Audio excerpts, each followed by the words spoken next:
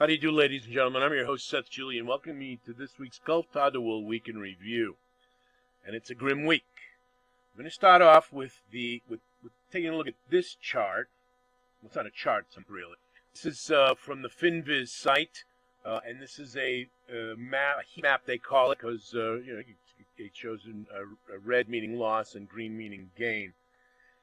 Yesterday's sell-off, Friday. Today's Friday, the 6th, and this is yesterday's market close. It's bad news. These aren't slightly red. These are deeply red. This Tesla, 8.33%, Apple, 5.7%, Microsoft, 4.6%, Google, 5.47%, Facebook, 6.7%. All right, these are your heavyweights. These are your heavy hitters, and they've lost big time, big time. Now, the idea that we want to explore is that this is a self-feeding loop. Sorry, my mistake. And this loop is based on rising interest rates, the Ukrainian war, which is leading to which is about to meet an oil embargo from the EU. They're on the cusp of a natural gas embargo, which is going to be much more significant for the commodities world. There's this deep fears that the war is escalating, because it is escalating. China's no tolerance policy for a plague that knows nothing about no tolerance.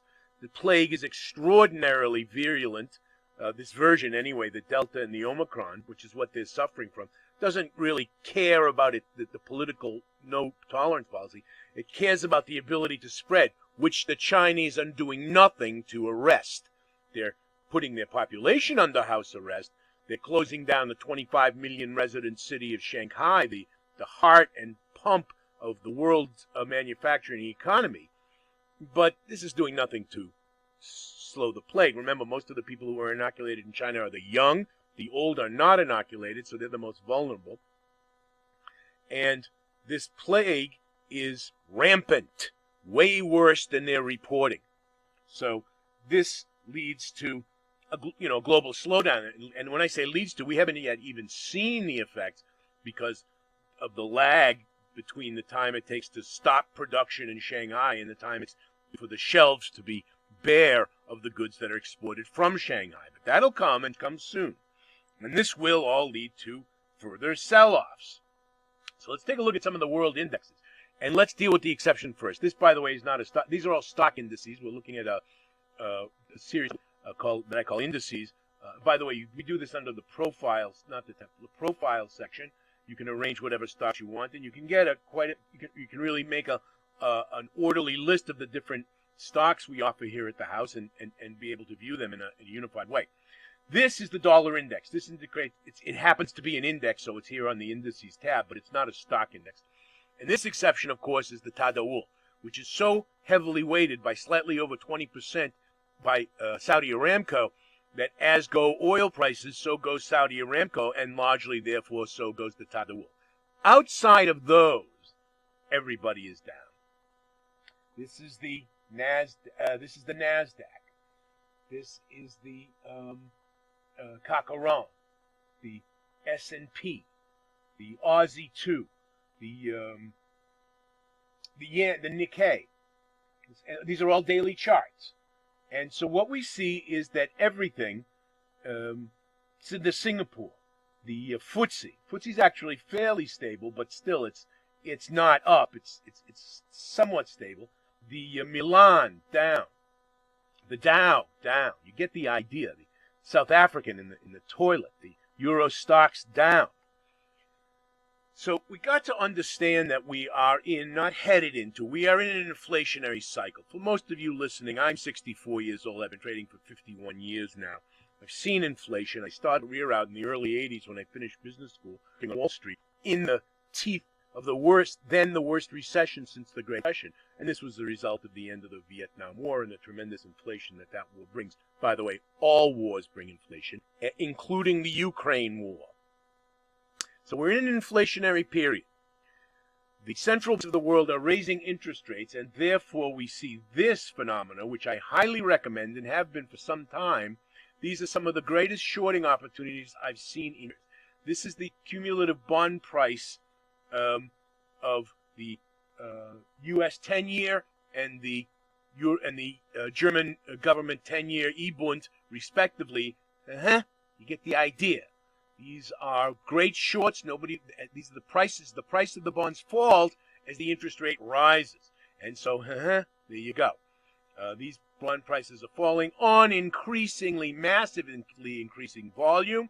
So that's an effect of the rising interest rates. They're going to rise more. Indices, to take a look at what's happening again, all pointing heavily down. And this is, again, and the dollar is getting strong. And that, by the way, keeps, if we look at, we're not going to take a look at currencies because there's too many, it's too complicated. But generally speaking, with notable exception, currencies are versus the U.S. dollar, because the U.S. dollar is strong. Why is the U.S. dollar strong? For quite obvious reasons. The U.S. economy is the most robust in the world at the moment. And growing. And today we're going to see in an hour and 45 minutes, the jobs report is going to come out. We have a live broadcast, which I invite you all to. Well, it's too late, obviously, it's irrelevant. But we're having a live broadcast, and we will trade the non-farm payroll report as it affects the 6 major trading pairs. And we expect 390,000 jobs to be added, and that's going to influence whether it goes similarly or PDH, particularly on the debt side, going to impact central bank rate announcements, which are coming fast and furious, all of them raising minimum 0.5 percentage point. So we are in a radically changing economic environment, and we saw, again, just to give you a shocker, what where is the S&P? What this chart looks like on a heat map is, as we pointed out earlier, frightening. Because it's just an aggregate chart. This is individual stocks, and you get the idea. We're in deep trouble with the stock market. There's a big sell-off, and it ain't likely to reverse anytime soon. So there are ways to make money from this, of course. There are ways to profit from this. Being shorted, those bonds are likely to be very good positions.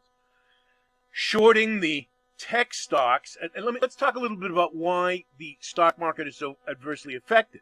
There's an old saying on Wall Street, I believe it's a Buffett quote. When the tide goes out, we see who's swimming without a bathing suit. That means, it's fancy jargon, well, not fancy, it's cute jargon for when money is cheap, lots of companies are indeed making money. But when money becomes more expensive and they're financing these high profits on cheap money, those high profits are no longer available to them, and so they are no longer profitable. It's pretty much that simple. So, business, generally speaking, is a fairly simple proposition. That's why there are PhDs in business management. The MBA is the highest degree you can get because it's a relatively straightforward affair. Top line, expenses, bottom line. Revenue less expenses equals net income. I mean, yes, you can get into the complexities of massaging and manipulating a balance sheet. Balance sheet assets relative to liabilities. It's all fairly straightforward. It's all 4th grade math.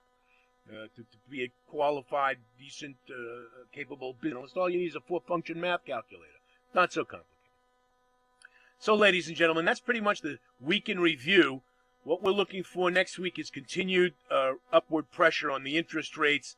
We're pretty much done with the earnings reports. They'll keep dribbling in pretty much till the end of May, but we've seen the major outcomes. And what we saw with the earnings reports is a continued healthy profits, but they're not predicting further healthy profits into the next quarter, and that's a big change. So the steam of the post-pandemic recovery is running out.